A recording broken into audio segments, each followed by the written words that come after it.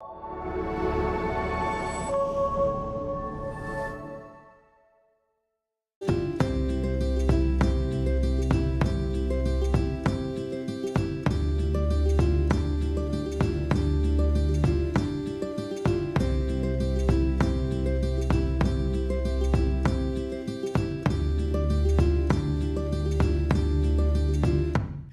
Ila Haidala Isis, Kalgajad Hinu Dihad Kilgakayang.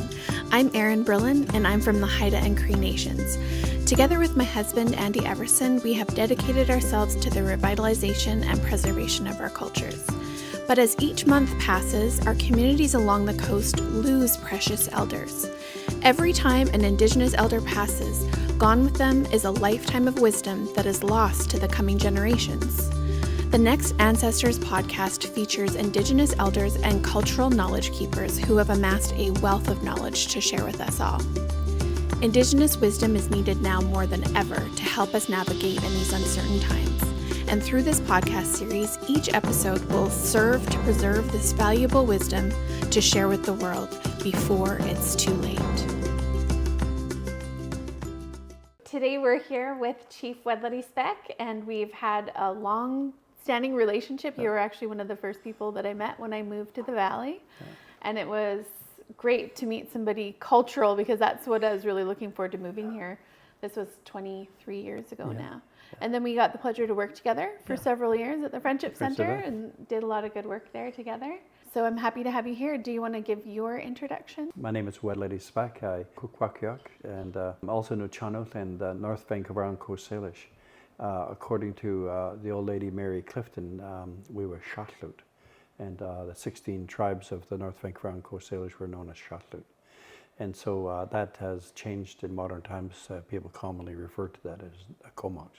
Happy to be connected to those cultural tribes. Learned lots about our family through that, and who we're related to. So when I introduce my name, I'm introducing also my family connections. So you have chieftainships from both the Kwakwaka'wakw and from the Coast Salish side. Yes. Yeah, and I have a title amongst the Nuchanoth as well. Akwadid in Nuchanoth is eagle. Hist Akwadid is my name, and it has to do with I sit in a tree waiting for my guests to feast, come to a feast. Nice. Yeah, and that clan that I have connection to there is Na'itsap Lalamlath, and the ancestors Na'itsap.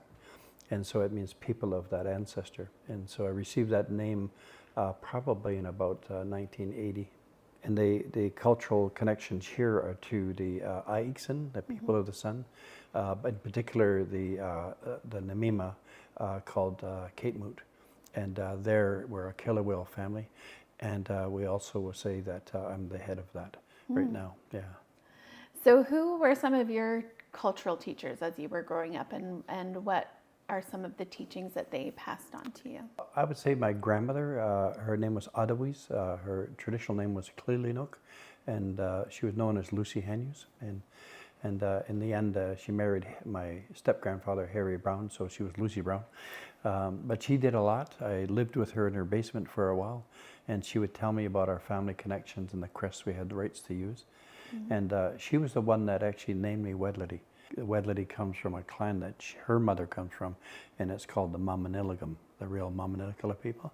She also told me that it comes from a thunderbird, and that thunderbird was actually Wedlicum.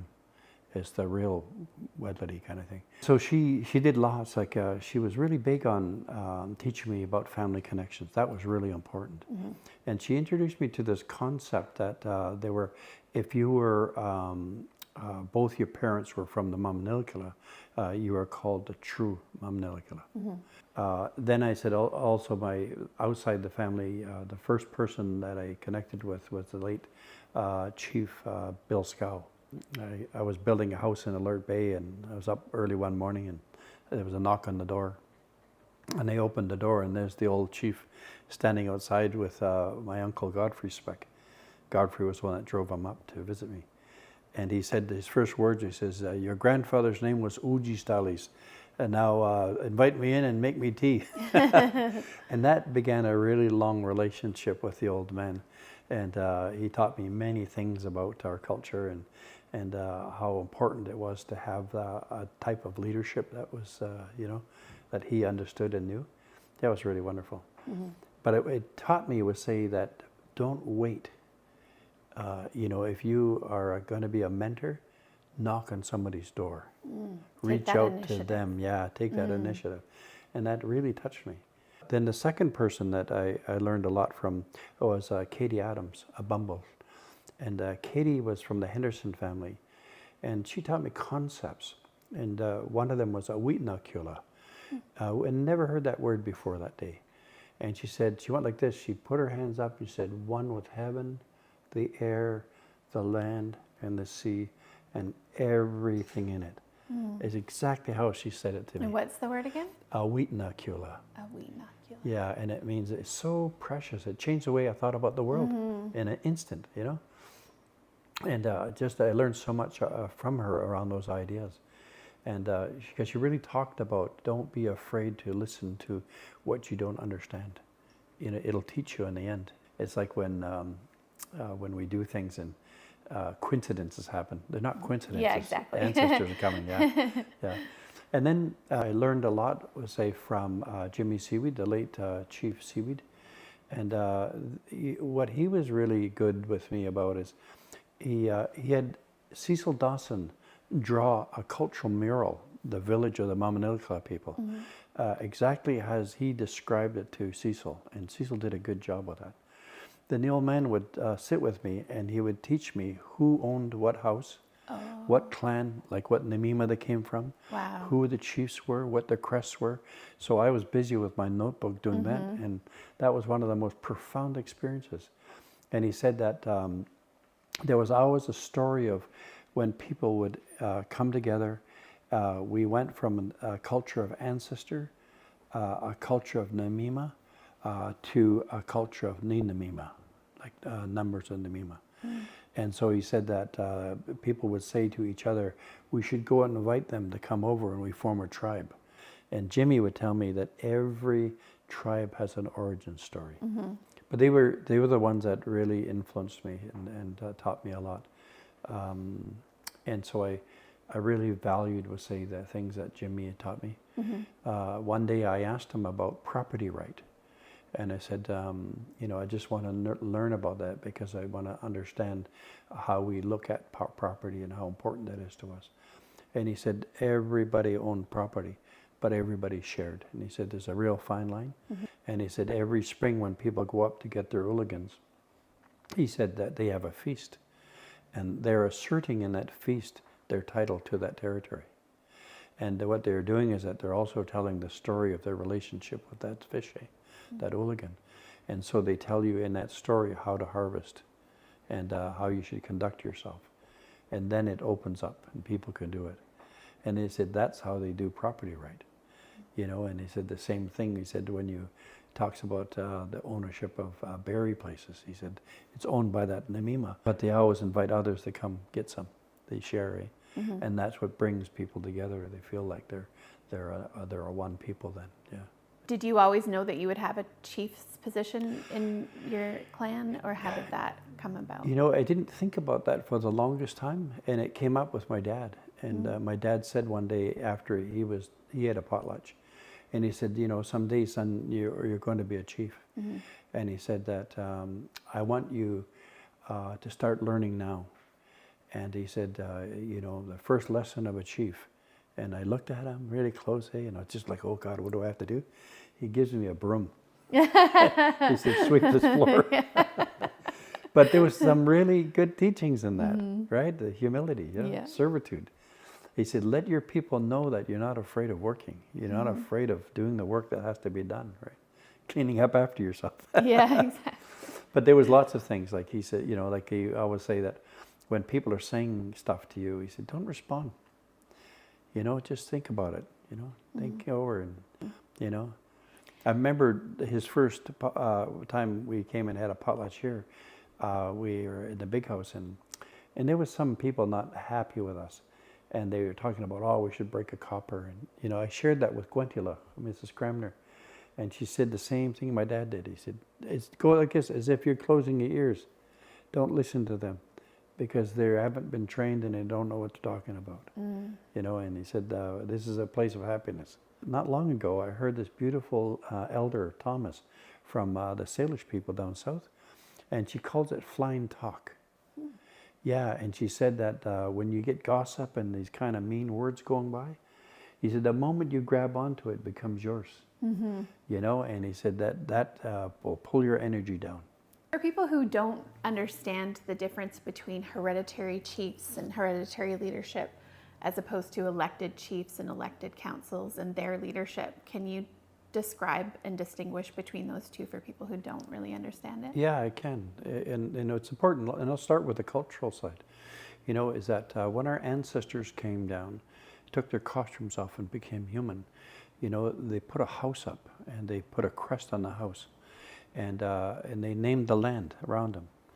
And the important part of that is that the people then would understand identity, and then they had ceremony so they understand culture, and they were given a responsibility so they understand responsibility, and so they learned to work together.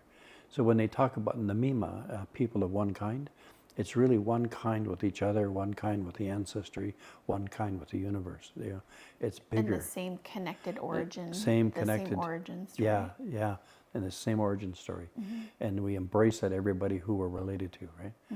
And so what happens is that the ancestor was the first chief, right? And he's the first leader, you know.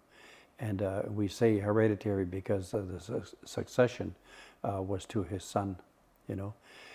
Because the very first chiefs were eagle chiefs, that it would go to the daughter or the son. Oh. It was for the firstborn. And so that, like my grandmother, Lucy, I'm talking about, was an eagle chief. And so she was the firstborn. That leader was known as the eagle, and they called it that way because the eagle was the first to feast when the salmon returned, was the one that flew the highest, could see things, you know, the big picture of life, and so forth. It was wise, just spiritual. And they were really focused on the well-being of the community.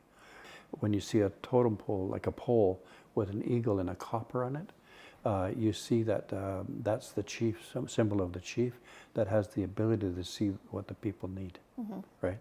And so as in the clause is the property of the Namima and how the person will manage that.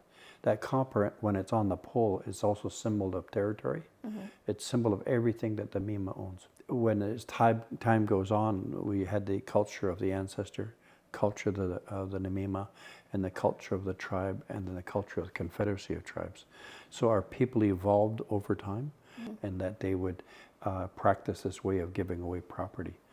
And that's when we had a clan chief emerge. So now we had to deal with the eagle chief. And so the eagle chief system stayed the same, but it was a feasting system, because that's part of the origin of our people. And then we'll say the clan chief, which is the potlatch, had a different name and different focus, right? And two would never meet, right, like that. In 1873, I think it was the meth keepers of the Fort Rupert tribes, the Quagils, they talked about what shouldn't change. And all of them were in alignment that eagle chiefs' names never changed. They were the ones from the beginning of time. Right. Because they were the chiefs from the beginning of time. So now we had two chief systems. But it really gave importance to the eagles who were spiritual and looked at the well-being of the family, the community, and that was really good, right? And then we also, though, when you had, the business of the territory, of resources and stuff, and how to deal with that, the clan chiefs, that was their focus. We start looking at, say, the colonizing people who came here. They did everything in their power to steal our land. You know, 1763, we understand that time period of saying that, they really own their land, so you have to make treaties. So they recognized that title existed with us. And so out of that, they created the Indian Act, so in order to begin to look at how they were going to manage the affairs, right? And so what ended up happening is that the Indian Act, it was their the colonials' application of assimilation strategies. And so what they did is that they began to say that, look, you hereditary chiefs, you've got to vote a leader. And so they did, and oftentimes they voted the hereditary chief, and they said, no, that's not what we want you to do. You have to start over. An example will be in the Numgis, where the first person that they elected as the chief counselor was Joe Harris, who was the hereditary chief. And then we'll say when it was disbanded, the very first non-head Namima chief to be put in that seat was my great-grandfather, Stephen Cook. So that was 1919. So even though they were all hereditary and culturally kind of based, it was moving toward, we'll say, a larger system, and that was going to be now the community could vote them in. And so the community, for the first time ever, had to choose a leader that was supportive of the trend of assimilation, right? The Indian Act chiefs, the elected chief and council, are individuals, say, who have to comply with, say, to the rules of the Act. Right. They no longer had to comply to the rules of tradition. Right. Right. And so when we look at the difference between them, your husband and his family and my family, myself, I have to pay attention to the stories of my ancestry. I have to pay attention to where the ancestor came down and the territories that he claimed as his own. That's where our business is. Yeah. Our business isn't in other people's territory. And there's a difference between the elected chiefs and councils is that there's one person, one vote, one person, one voice, things like that. So it begins to, you begin to separate from the idea of Namima, the idea of doing this as a one people, and it becomes just one person. So one people and one person is radically different in the view.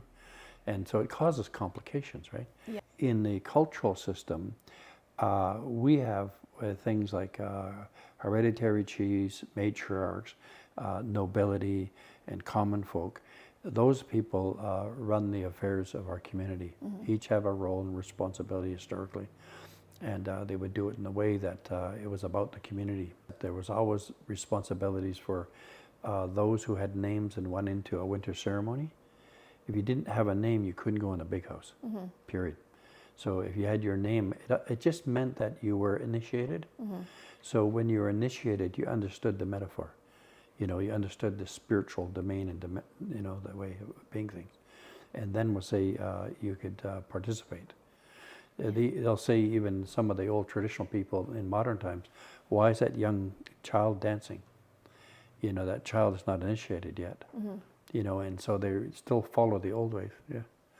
It seems to me like there's several generations where the hereditary leaders lost some of their authority, but it seems like a growing movement that the hereditary leaders are now taking back that authority, especially when it comes to protecting their land and things like that. So one of the groups that you help run with June Johnson is actually helping to train the up-and-coming chiefs so that they become good leaders. So what are some of the things that you do to teach them to become good leaders? Yeah, I was invited, to meet with, I was about 22 young hereditary chiefs. Yeah. And so we met and I first listened to what things that they wanted to learn, and it was everything, right? So they wanted to learn their stories or how to speak the language or different kinds of things. So it was a real nice shopping list of things. And I started thinking about how I was indoctrinated. And I said, that would be a good way. And so what I went in and I said, I want to start this way with you. And I said, it's really about how we think and how we feel about things. And I said, so one of the things I talked about is the triune brain. I do this triune brain model. And it's like the left hemisphere is right and left, right? And there's the reptilian brain, the old ancient brain. And so I talk about, we'll say that one side is very logical, very analytical, very competitive, and very dualistic. The other side is like a kaleidoscope. The colors and metaphors and relationships are all woven and tied to each other. It's like a basket, right? And I said the reptilian brain is that part where in our ancestry, before we had developed the new cortex, I said we had sensing, we had intuition, we had telepathy, these old ways of being in the world. And I said, so what ends up happening, I said, is that we now don't follow that way.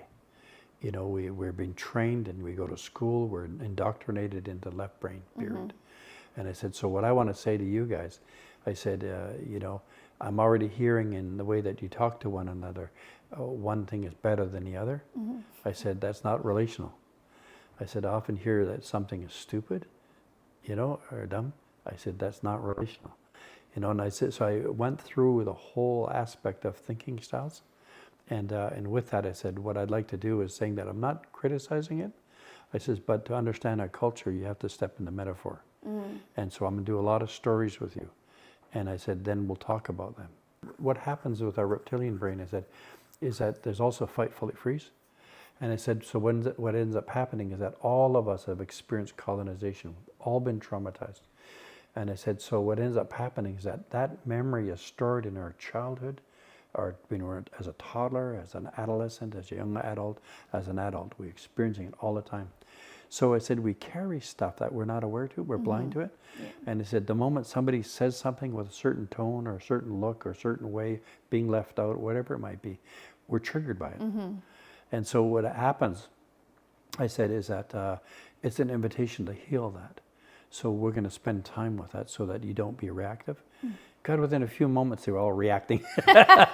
But I said, I paused it and I said exactly this illustrates exactly what I'm talking about. Yeah, good example. So it was about trying to be really mindful to that. And I said, so thinking how we think is really going to be important. I said, the other part of it though, is that the values are important to me. I said, like kindness, generosity, being supportive to one another. I said, we need to do that, right? If we can't do that, we're never going to be successful. And I really appreciate, Joan Johnson, for having the vision to help her people, right? It's very courageous on her part. And, and it's courageous on the part of everybody who shows up. Yeah. And speaking of courage, when I'm thinking about, sometimes in our culture, we find that people kind of do things that are not culturally appropriate. And there was, at a time, a generation where there was people who had a sort of authority that could really set people straight when things were kind of going off the rails. But we seem to have lost a lot of those leaders in our communities. So I know that you have managed to find a way to communicate with people in a healthy way.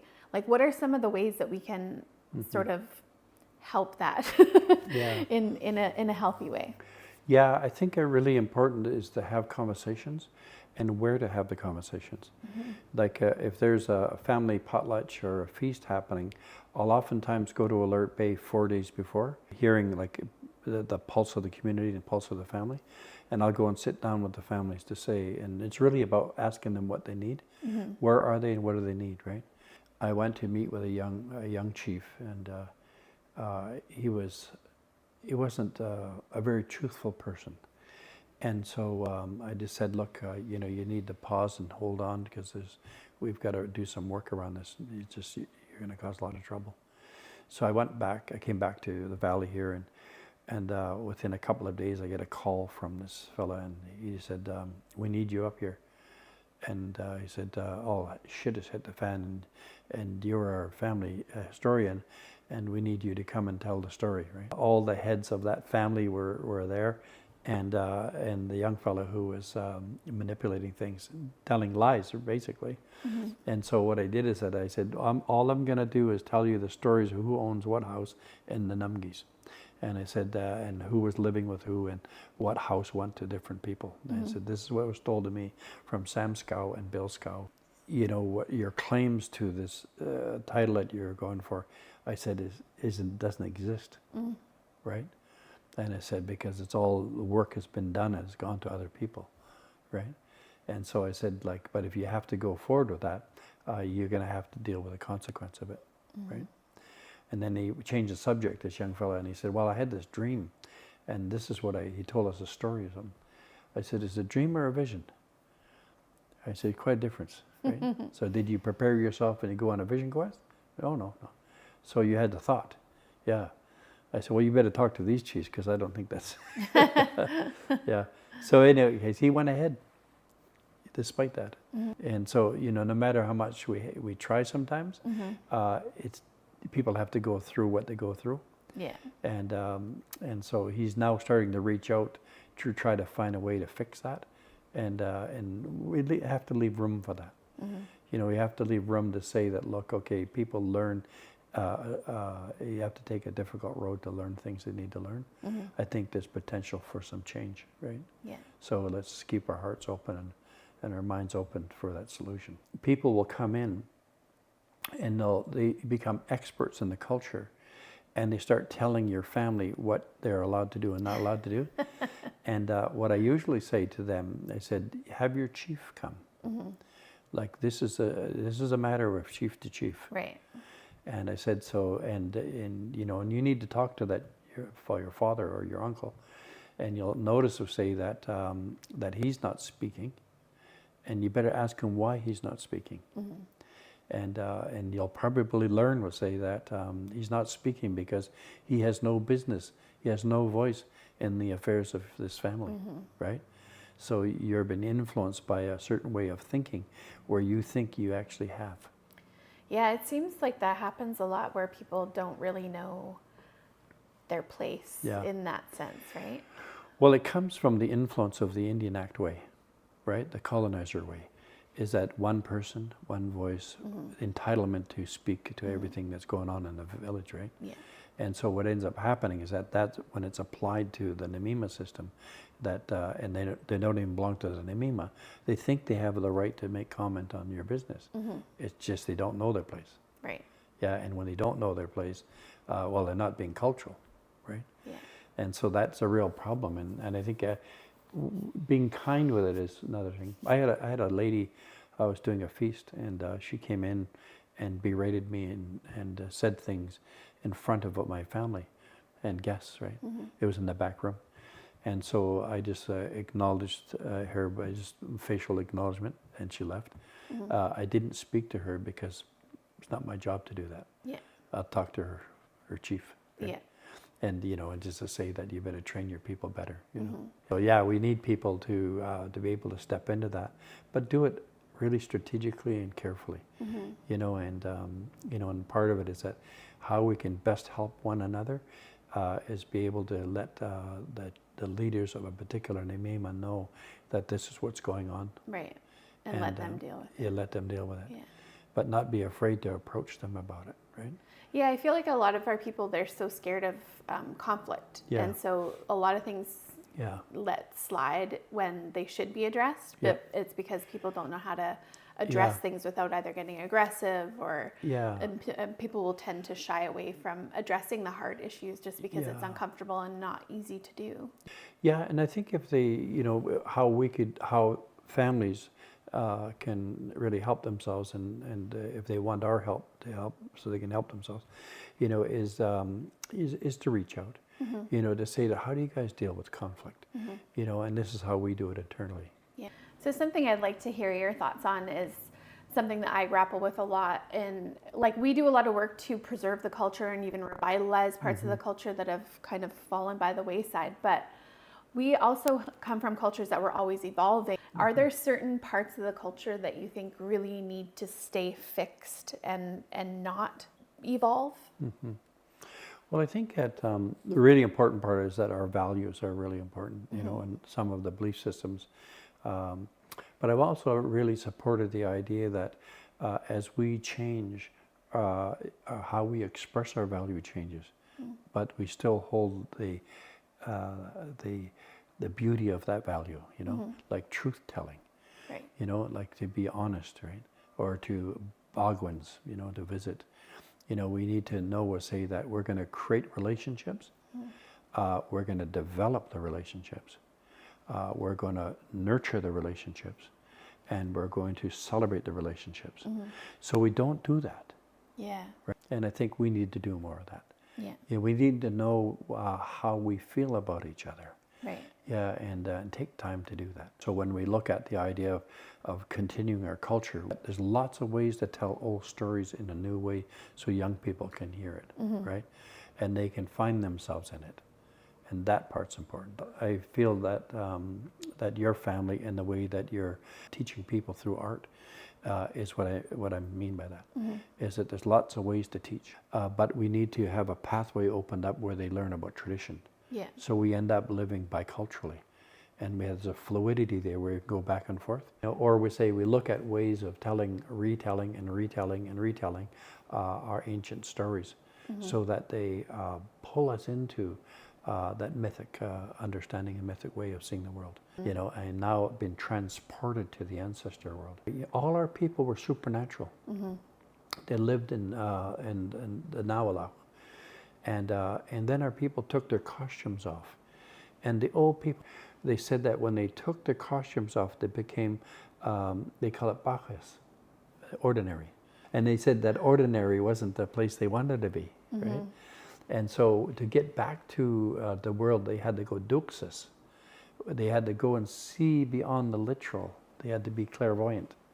So that spoke to the idea that we at one time lost our ability to see the spirit world. And so when you did that, you gained knowledge. And you were noged, right? You had wisdom. And then we'll say you went from a place, if you stayed with it, nogegalith. Nogegalith means that you're now the master of the knowledge. And you can just go into Nawalach at any time, right? And so, so first off, you're aware that most people live in bachas, in the ordinary. So how do we bring them past the literal? We do it through metaphor, we do it through our art. And then we'll say we let them sit with the wisdom, but I got to work with them. And then we bring them to this place where they can be self-reliant, and they can go into the Nawalak at any time. And we can gain the wisdom of our ancestors, right? And so it speaks to the idea that there's a seen world and an unseen world. And with the right conditioning, all our people can see the unseen world again. And I think if we as practitioners of culture look at what our kids need, what are the things that we hope that they can put in their toolkit in order for them to survive, to be able to walk with knowledge in a most humble way, to grow that and deepen it, and then become the person they want to become. It's a matter of saying that, okay, are we doing the work that we need to do to honor our culture, right? Yeah. There was a meeting in the 50s. It was hosted by Chief James Seaweed. He had Datsa, he had all the people that were cultural people in the Northern Ireland area. And they talked about the potlatch that was going to be repealed and what they wanted to do with it. And they sat down and he actually said what's in and what's out. The things that were out were copper breaking. That was out. So the law, according to them at this point, is no copper breaking, right? The Kajikla was in, right? And Kimya was in, but it took a while to catch on. What's Kimya? And Kimya is when you go lasso the dancers in. Yeah, and so we were doing it, but we're not doing the actual lasso. But they had very elaborate ways to draw you in.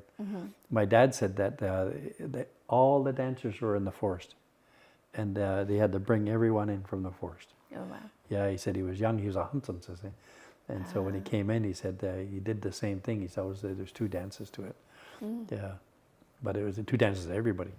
That they talked about things that were going to work and not work, because they had to talk about the hamatsa and how they're going to reduce the pieces of that. Some of the old hamatsas have said to me that they would do a dance, and a lot of the evenings they're talking about the mythology connected to it. Yeah, and that's where the teaching came in, right? Right. And that's where some of the training. And so nowadays is that we use time differently, and we've got to get our dances done, bang, bang, bang. Where I think sometimes slowing it down is probably the best thing to do. Yeah. Yeah. Yeah, it'd be nice if we could take more time and not have everything be so rushed. Yeah. Well, and it months, eh? Yeah, exactly. All winter. You could dense it down to 1 or 2 days. Yeah, they talked the average was about 8 nights for the hamatsa. Wow. Yeah, that was what I heard. And it's interesting though, because each part, tells us about the human spirit, right? And how we started off in a really primitive way, and how through the community and its work we evolved, and how we can tame hunger, right? And that part's really important, because a person who is now free of the spirit is now the leader. Yeah, and what a great way to lead. So what do you think are some of the misconceptions that our own people have about our culture? I want to be just brutally honest with that. The attachment we have to Christian ideas create a mindset or a way of thinking that is black and white, either or, and very judgmental, very critical, and very fear-based. We have family members who still won't attend a feast or a potlatch, right? Yes, so do I. But I also would say, though, what happens is that they look at culture as almost evil. Yes. And what I find was say that what they're really afraid of is feeling and finding the humanness in each other. And I think, so when we have that down to their children, to the grandchildren, they're that much far removed, we'll say, from being in relationship with difference, right? Yeah. With ancestry and knowing where they come from. It's almost like people are afraid to admit, we'll say, that they're Indigenous. For sure, yeah. So to give full honor to hereditary chiefs, matriarchs, and cultural families, the Namima own everything that we have, right? Everything that we have. There's a treasure box. When the leadership of the family talk and they're going to open it up and they say, we're going to have a ceremony now. They draw on that treasure box. And they show the things that they want to show. They don't show it all, but they show what they want to show. And then at the end of that, they put it back in the box and they close it. And what ends up happening is that those who've been trained to think like in the white man's way is that they're given the rights to dance something. They think they own the dance. Right. And they can go off and show it anywhere they want. And what I've been having to do lately in these years is to remind people that the family, the Namima, own that. Right. A story where a relative of mine, she wanted a meeting with my brother, who's the chief of our family. So we went down, we met with her. She said, I want another dance. And we said, oh, you want another dance? It means you want to change dances? No, I just want another dance. I said, well, it doesn't work that way, I said, in fact, they said, it's your dance to do while you're in our family. I said, we can put somebody else in that at any time, right? And I've also seen where people think that if a dance is put on them, then it's up to them to pass it on to one of their children, but it's not that way at all. You can talk to the chief about that and say, can we do this, right? I really like it if we can. And diplomatically, if that's a good thing to do, the chief will do that. But if it's not a good thing, then the chief said, no, I've got other family members I have to consider now, right? Especially names. Like there's, historically, there were summer names and winter names. And the winter names put our mindset into the fact that this is about the time of distributing wealth and doing that. And so we do that, and then we put those names away, and we go back to summer names. And and people think that if you name them, you actually, if you don't articulate it, that why the name you're giving to that person, they think that they're going to be a chief of the family, or they're going to think they're going to be the matriarch of the family, when all you're doing is saying, I'm going to name you after that person. But if we don't articulate that, then that's a problem. And it's saying that, like, this is not a seat name. You're just to be named after. You have to be very clear. And so we're coming into a lot of problems with that now. And we've even have people saying that, well, I got this name, so therefore our clan owns it now. I say, no. If we follow tradition, we would have given the name, and this person comes over here and has that name in our family.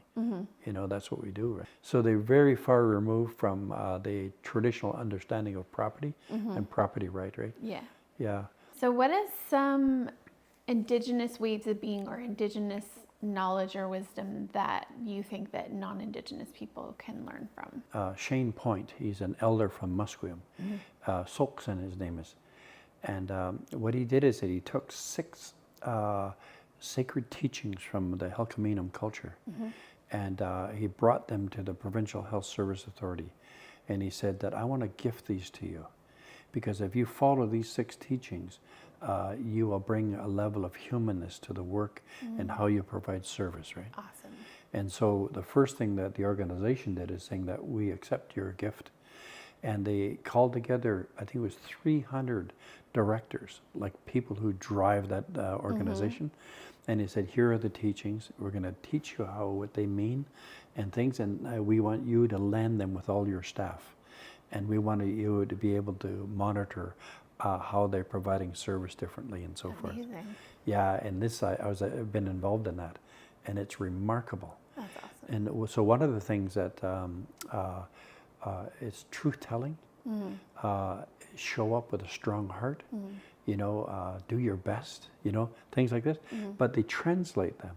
Yeah. And so what I hear you saying is that those and our grandparents that knew that. So what they did is that their translation of those values were in the practice of being kind, generous, and loving to other people. Yeah. And that's what we need to do. And so when we do that, I was saying that, okay, what are those teachings that we can do, like the 6 teachings or whatever, the 7 teachings? And we say that, okay, we want to gift it to you, non-native people, and we want you to translate that so that your people are better. We do this with territorial acknowledgements. We say that anybody can acknowledge the territory, but only the noble families who own the territory can welcome people, right? Yeah. And you know, and if I had to say a subordinate, someone that's noble, but I need them to say that, look, on behalf of the Cape Moot, you know, and our chief, he's given me permission to welcome you. You have to say it like that, right? And but I don't want a non-native person doing that. They have no business welcome us to the territory. Yeah. You know, we think about how small our populations are in terms of each tribe being only, you know, several thousand people, and this population of 8 million people on the planet. And our people are, you know, intermixing with other cultures and other races. And I always wonder how our culture is going to look in like 100 years from now. Do you have thoughts on how our culture will progress into the future when there is like such a small, I mean, we're just such a tiny fragment of the global population. And I get worried about how hard it will be to remain culturally active well into the future. Yeah, I think they're really good concerns. And I think it's those concerns that will invite us, we'll say, to look at how we problem solve that. And, you know, it needs to be at the center of our conversation. Cultural continuity has always been important to us. And it's interesting, we've always had cultural resistance as well. Yeah. And notice I went like that. Yeah. Because, you know, when I took the name Wedlidi and it replaced Alfred James, you know, it was my Muhammad Ali moment. Yeah. And I credit Muhammad Ali because he was at a time, we'll say, at the biggest racism. Yeah. He said, this is who I am, and this is what I value. And I did the same thing, right? And I just legally changed my name to my Haida name. So it'll be Erin Kalkajad Brillen. Yeah, exactly. Yeah, and mixed name's good. I thought about that. And, you know, so what happens for me is that when I say, you know, I have friends who will say, like, my traditional name is, and my name is, you know, and I'm going like, my traditional name is Wedlidi, and my name is Wedlidi. You know, but I think in terms of finding ways to address cultural continuity is really important. Like, by doing the name change is a really good thing. Yeah. You know, but also I think in terms of just like being innovative and creative, like we do Zoom now, right? Yeah. Like we're modern times, but we are modern people too. Yeah, and, I'm just in the last week, and the Haida Nation was doing all their political meetings, and I was able to tune in and vote and everything online. That was the first time I was able to vote and watch everything that's going down in my home community. And I'm like, oh my gosh, I feel so connected. It's so great. Yeah, and so I think it also, holding the tradition is recognizing that culturally we can be members of several different groups, right? We have names in a group, you're a member of that. Kind of leads me into the last question that I have, and it's around the younger generations and them participating and being involved in culture. What would you say to the younger generation in terms of what the value is in investing in participating in the culture? Well, I think as some of the young people who are so proud, and one of our young relatives in Victoria was criticized by a racist white man, you know, and the guy tried to silence his voice, and all he was doing is celebrating a song. And I think is to never lose your voice, you know, and despite, we'll say, the challenges of dominant society to still erase us, stay strong to that. You know, strength from our ancestry, is never lose sight of where that power comes from. You know, and also we'll say, but be kind, be humble. You know, like we're at a time now, we'll say, where Andy's family, my family, and several families like Kelvin Hunt's family, we're about cultural revival and restoration, repair. And so we're bringing it. The next generations following us won't have to do that as much, because the pathway is clear, because it'll go back to where our ancestors left off, you know. You know, it's like looking at some of the old masks, it's like, wow, what a place they were in, you know. They understood, right? And that's what we want here. We want to be, refine what we've accomplished. Yeah. Because, you know, there wasn't that long ago, we'll say, when I was younger, there was no young people involved. Right. You know, and it was through our work with the Quagga District Council that we brought 5 to 7 kids from every village down to here, you know, to the big house. And we spent the day storytelling, dancing, and just telling what was important. Yeah. So you see more younger people being involved in culture now than when you were younger? Absolutely. Yeah. And I still feel like there's still so many people who like the idea of being in culture, but they don't really take the time. Yeah. So I'm like, how do we engage more people that, and so my thing is like, I'm always trying to, you know, bring people in and get people involved, and, you know, I find that still a struggle. Because we're a traumatized culture. And so what we're doing is helping them know the stories. So my one thing is to teach them their origin story. Right. So another person will maybe teach them some language, or another, you know, and that could come but through a blog or some teaching method. And if they go in and they learn 10 words, God, that's amazing. Yeah. Right? And if it was the 10 words, I'd like it to be Uitnokila, Namatla, you know, Tlaoisinskailas, you know, all these words that talk about coming together and being kind and being open with yourself, right? Yeah. You know, things like that. Yeah. It's so much easier in this day and age to find ways to connect too, because I think of my daughter who's learning Haida online, and she's taking the classes with people from all over the province, and it's amazing that the access to that. I mean, I didn't have that when I was growing up, so it's great that there's all these ways to reconnect. Yeah, no, I have hope. I have a lot of hope that we're going to continue surviving. We've got a few more fights yet. Yeah. Well, thank you so much for spending the afternoon with us and sharing your wisdom. I think it's really valuable to be able to communicate at least a portion of what you know with the rest of the audience. Yeah. So thank you so much for being here. Well, thank you for the invitation. Enjoyed this morning, and gets the old brain working. And I'm alive. And I hope the audience, you know, really uses this opportunity to reflect on the ideas that we've shared and the concerns that have been shared, and you know, and the passions and dreams. And if you want to be an ally, step in, man. You know, and acknowledge, we'll say that that we're still here, that we adore our culture, and you know, and all we want to do is to be in harmony with it. Gila Kisla. Thanks. Yes.